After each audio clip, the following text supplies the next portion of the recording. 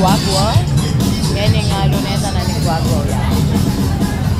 Okay, kaya nga luneta. Yan yung Guagua Plaza. So, harap na po yun yung munisipyo. Tapos, Bakaramat dito. Yan. Yan. Banding La Moderna pa rin yan po ba? La Moderna. Tapos sa banda corner ka rin, yapin niya po yung GNC. Nukal ko po Migdali.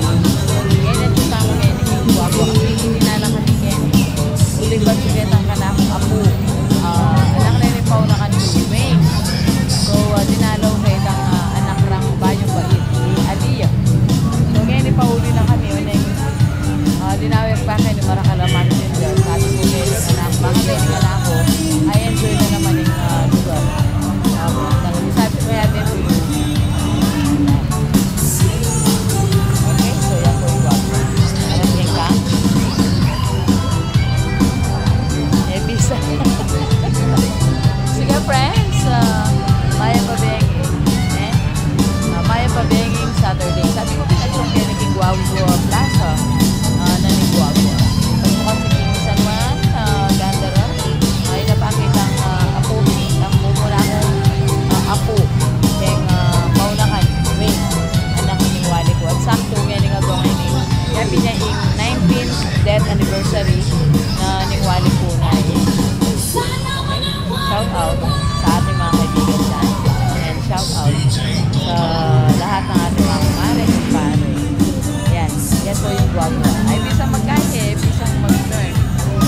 Okay? So, yun lang muna. Apat kami sa Kenkenan. Papunta King, San Fernando.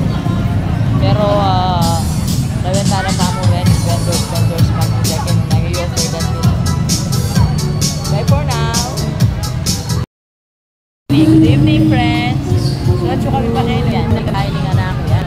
Hindi ka sinali kami Takoyaki ba yung sakyan papuntang San Fernando. Ngayon na kami kayo ng Lele na ni Glorieta. Naman yung tugtog din. Kasi yung Glorieta ngayon yung park na ni Guagua. Nagre-remind sa akin yung panahon na nag-aaral ako ng college.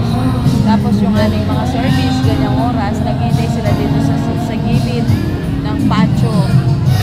Yan. Tapos yung service namin, malapit sa service ng ni Jonathan, yung asawa ko, na nasa langit na ngayon.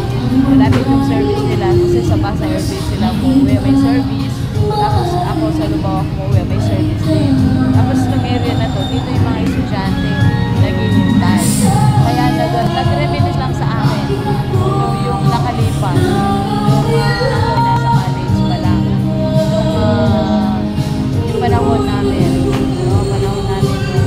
kasama ko ng college na nag-aaral. Paggabi kami sa bus. Kaya nadaanan ko, diba? Kaya hindi lang ako dito ng ilang minutes lang. At I explain, kinukwento ko sa anak ko yung aking college days. Dito ako naghihintay